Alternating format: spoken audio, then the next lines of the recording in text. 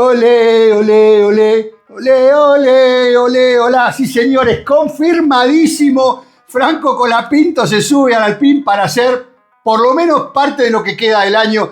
Tiene que demostrar qué puede hacer. Empezaron los problemas. Flavio Briatore versus Oliver Oaks. La cosa se dirimió por lo que pensábamos que era lo más probable.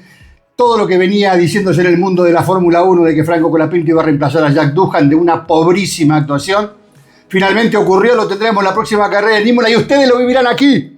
En Geek Sobre Ruedas estaremos narrando esa carrera con toda la emoción que implica para los argentinos y los latinos tener un piloto del calibre de Franco Colapinto, una personalidad como la de Franco para correr por lo menos 5 carreras. Les estaré contando qué es lo que sucede, por qué creía que esto se iba a dirimir en favor de Franco más allá de las cualidades de cada uno de los pilotos y qué le espera al piloto de Pilar cuando se suba a ese A525 de este año. También les contaré qué es lo que estuvo haciendo en estos días. Pero antes hay que hablar un poco también de lo que es la política de la FIA. Y me causa gracia porque el que va a presentarse como posible contrincante de Mohammed bin Sulayem no es ni más ni menos que el múltiple campeón del mundo de rallyes y también ganador del Dakar, como lo es Carlos Sainz padre. El padre de Carlito Sainz, el piloto español que está en Williams. 63 años para Carlos padre, como también 63 años para Mohammed bin Sulayem, que ha tenido sus problemas y les contaré también qué es lo que sucede. Estaremos hablando un poco de Hamilton, qué pasa con los tiempos de Ferrari con respecto a lo que hizo McLaren en esta carrera y algunos temas más. Soy Checho Rodríguez, gracias por estar con Geek Sobre Ruedas. Gracias a todos los que se quedan hasta el final a ver los videos, los que comentan y comparten. No me importa que las críticas sean buenas o malas, yo no soy Lando Norris. Así que yo contesto todas y trato de justificar o de explicar por qué ciertas cosas. Así que los invito, vénganse, compartan este video, háganse Patreones, nos ayudan muchísimo para seguir creciendo. Ya llegamos a más de 154.000 suscriptores, nos siguen de todas partes del mundo los latinos. Somos uno de los canales de Fórmula 1 más importantes del mundo en español. Tenemos podcast, tenemos clasificación, tenemos pruebas libres, tenemos carrera. Vénganse con nosotros, van a tener muy buen contenido. Les mando un abrazo y empezamos con las noticias. ¿Qué pasó? Cuando dijeron que Franco Colapinto tenía chance de subir y esta pelea interna que estaba instalada entre Oliver Oaks, que es el director del equipo Alpine, ex Renault, que fue puesto allí por Bruno Famin, el que era el director del equipo antes de irse el año pasado, desde agosto del 2024 está en ese cargo.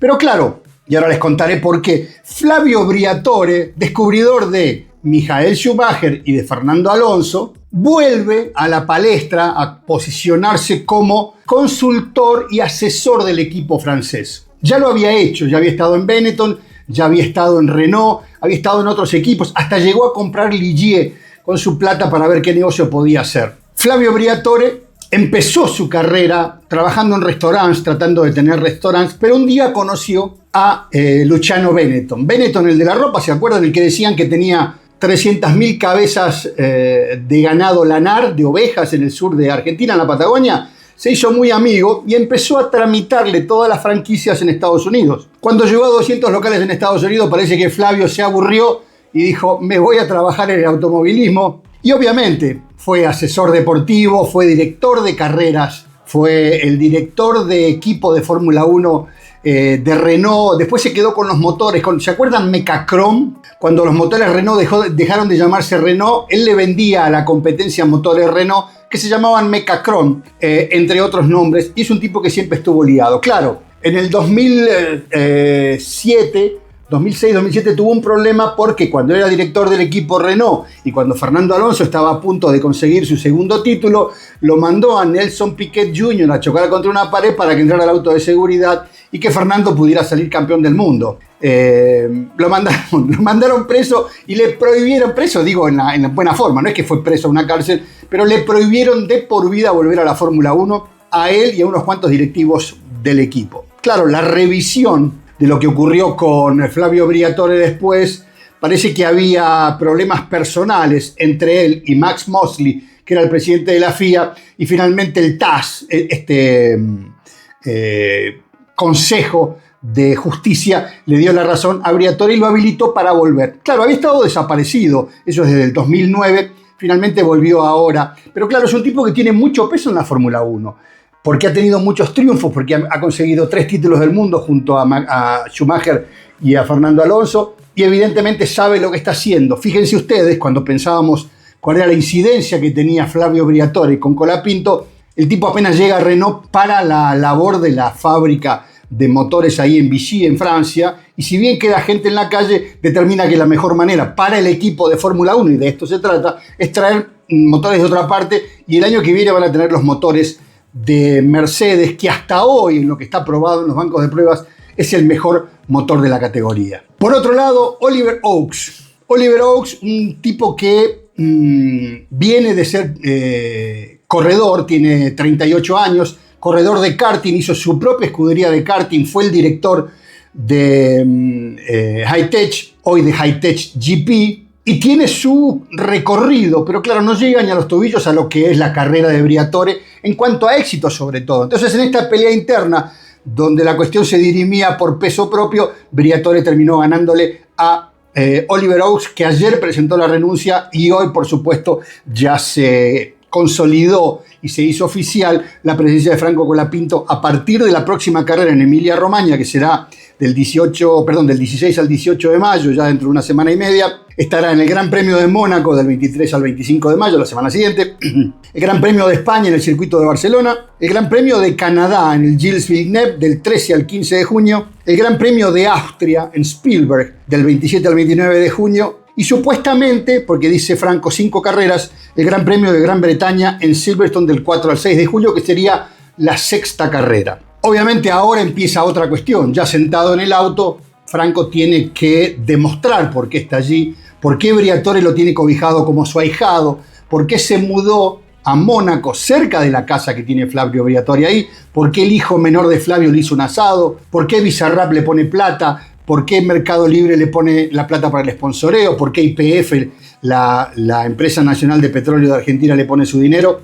Estuvo probando hoy a la mañana en Zandvoort, en Holanda, en Países Bajos, con un auto de hace 2 años, en estas pruebas que hacen los pilotos reserva con autos de hace 2 años. Si lo hubieran confirmado ayer a Franco, no podría haber hecho hoy esas pruebas.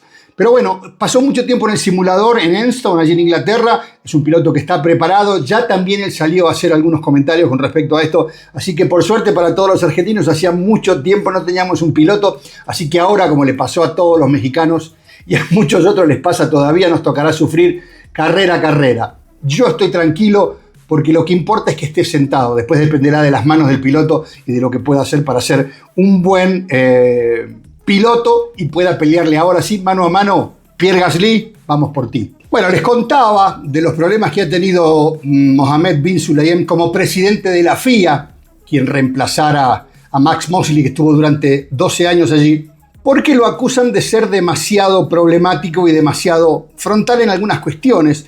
Y por ejemplo pasa esto de la prohibición que tienen los pilotos de expresarse, tal vez un poco altisonantemente o usando palabras un poco fuertes, cuando ocurren determinadas cosas en el auto o en las conferencias de prensa o en el corralito cuando los pilotos están calientes. Entonces parece que le están hablando al oído a Carlos Sainz padre, 63 años les decía, para que se presente a fin de año en lo que serán las elecciones de la FIA. Estas elecciones, que se producen cada 4 años, están propicios a votar, creo que son 250, 256 entidades, que son los automóviles club, o los clubes de automóvil de cada una de estas 256 países, 256 entidades que votan a fin de año. Recuerden que a bin Sulayem, el señor Reid, le renunció porque no estaba de acuerdo en la forma autoritaria que había manejado algunas cuestiones. También Richards, el inglés, se terminó yendo de su cargo y ahora son uno de las más fuertes antagonistas, de los antagonistas más fuertes en esto de ir a buscar la presidencia de la FIA porque quieren otro tipo de manejo. ¿Qué me pasa a mí por la cabeza? Digo, ¿quién es el principal socio de los Estados Unidos en el mundo árabe para esto del crecimiento de la Fórmula 1 y que ha apoyado a los Estados Unidos para tener 3 grandes premios? En su lugar ha sido ni más ni menos que Ben Sulayem.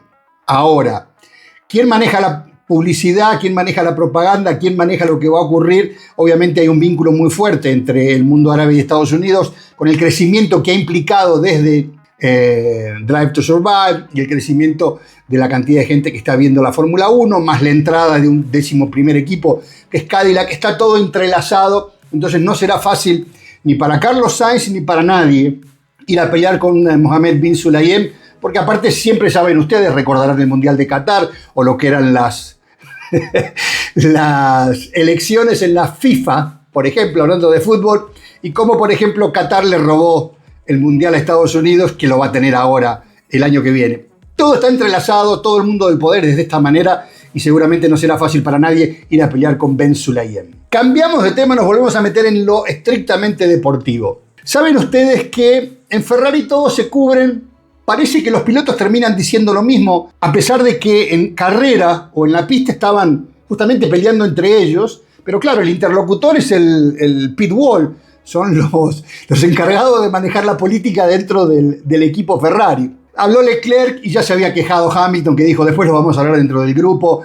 Y Leclerc también dijo, no puede ser que pasen estas cosas, que yo tenga que dejarlo pasar a Hamilton, después pelear para que me devuelvan la posición, que es un poco lo que había dicho Hamilton, que lo habían dejado atrás de Leclerc, que estaba quemando los neumáticos. Todo esto, todos dijeron lo mismo, pero la cuestión es que Ferrari sigue sin aparecer, sigue sin rendir y sigue sin tener un auto competitivo. Habían traído algunas mejoras, no han funcionado del todo, pero tengo algunos tiempos acá que me gustaría compartir con ustedes y voy a leer textualmente. En el Gran Premio de Miami del 2025, en el sector 1, por ejemplo, Verstappen hacía 0.28.246 y Leclerc 0.28.668. Nada más que en el primer sector, que es un sector rápido del Gran Premio de Miami, Leclerc perdía 422 milésimas, 4 décimas, o sea, 0,4 segundos. En el segundo sector perdía 204, o sea, ya llevamos 626 milésimas de diferencia, y solamente en el sector 3, que es el sector más rápido, ¿recuerdan? Curva 16 a la 17, allí Leclerc era más rápido que Verstappen por 76 milésimas. Pérdida total de la Ferrari de Leclerc con respecto al auto de Verstappen, que no es el mejor del mundo, 550 milésimas. Cuando hacemos la comparación entre el auto de Verstappen y uno de los McLaren, el de Piastri, por ejemplo, también había una diferencia de aproximadamente medio segundo, con lo cual la Ferrari de Leclerc perdía, con quien ganó esa carrera, Oscarcito Piastri, alrededor de 1 segundo por vuelta, que es una enormidad. Y después, comparado con también con Verstappen en cuanto a la telemetría, la comparación del paso por curvas rápidas, mucho mejor lo que hacían tanto Piastri como Verstappen con respecto a lo de Ferrari, que perdía mucho tiempo. Y en la comparativa general, los dos más rápidos en tiempo de vuelta, 1.31.11 y 1.31.20 los dos McLaren, Verstappen 1.31.75, el auto del que salió cuarto, Russell, 1.31.79, solamente 4 milésimas de tiempo por vuelta entre Russell y Verstappen. Los Williams 1.31.82, Antonelli 1.31.95 y después las Ferraris cuando venían a 1.31.99 y 1.32.04. Estamos hablando de casi 1 segundo de diferencia entre la Ferrari y el auto de Piastri, como les decía muy bien hace un segundo. Y por último nos queda hablar de lo que pasó con Max Verstappen en el sprint de la carrera de Miami. Recuerden ustedes, llovió. Todo el mundo salió primero con el auto de seguridad, pusieron bandera roja, pararon la carrera y después apareció el auto de seguridad para salir, los llevó hasta la grilla de partida, largaron la carrera, otra vez el tema de la largada entre Verstappen y Lando Norris, curva número 2, Verstappen dobla por dentro, Norris para afuera, ahora empezó la verdadera guerra, los nervios de Lando Norris que sabe que larga mal y Verstappen que lo único que le queda es hacer una buena vuelta en clasificación y después ver si puede defender. Pero si bien saben ustedes que en la largada habían dicho que el auto de Verstappen se había movido fuera del cajón de largada y le implicaba esto una falsa partida, lo que se llama un jump start, no ocurrió, el auto estaba bien ubicado. Algunos compararon con lo que le había pasado a Lando Norris hace un par de carreras, pero no tiene nada que ver porque el auto de Verstappen estaba bien ubicado, si bien había ganado unos centímetros. Pero el tema pasó en el momento que pararon a cambiar neumáticos, Verstappen paró en los pits, le cambian los neumáticos y cuando le dan la salida venía el auto de Kimi Antonelli, el Mercedes, entrando para cambiar neumáticos. Se chocaron, de hecho Kimi Antonelli pasó por encima del end plate y la parte izquierda del bigote delantero del auto de Max Verstappen y decidió el niñito de 18 años, el piloto de Mercedes, no entrar con muy buen criterio y unos reflejos que marcan en qué está el piloto en esto de seguir derecho y entrar la vuelta siguiente. Lo terminó perjudicando en definitiva, pero quiero decirles que lo que previno que hubiera un accidente grave fue justamente la pericia del piloto de Mercedes. Finalmente, por esto, recibió 10 segundos de penalización, lo llevó casi hasta el último lugar, pero no tenía sentido porque ya venía circulando muy atrás Verstappen y no tenía posibilidades de sumar puntos en esta carrera. Los comisarios declararon, saben ustedes que los comisarios declaran fuera del ámbito de la FIA, ellos hacen su trabajo independientemente como comisarios, y lo que dijeron es que obviamente el problema estuvo nuevamente en los pits, como había habido hace un par de carreras donde las luces indicaban que el piloto no podía salir y perdieron un tiempo enorme en los pits, creo que de 2 segundos iban a 6 segundos, porque esas luces no cambiaban de rojo a verde y por eso el piloto no podía salir. Problemas para Verstappen, 10 segundos de penalización, pero como justamente los stewards, los comisarios, entendieron que el problema sigue siendo en el seno de los pits, en la parada de los pits, no le puso puntaje a la licencia de Verstappen, que ya tiene unos cuantos puntos que empiezan a vencer ahora, pero que todavía está comprometido con el tema de que pueda tener alguna sanción, no vaya a hacer cosa que se pierda una carrera. Y hablando de Verstappen, salió a defenderse, sí, bien digo a defenderse o a defender los colores de Red Bull, Helmut Marko, porque había empezado a decir ya que seguramente Verstappen se iba a ir, que no tenía la posibilidad de ganar carreras y esto lo hacía que quedara libre de acción para poder irse tanto a Mercedes como en realidad donde quiera, pero lo más probable era Mercedes o Aston Martin.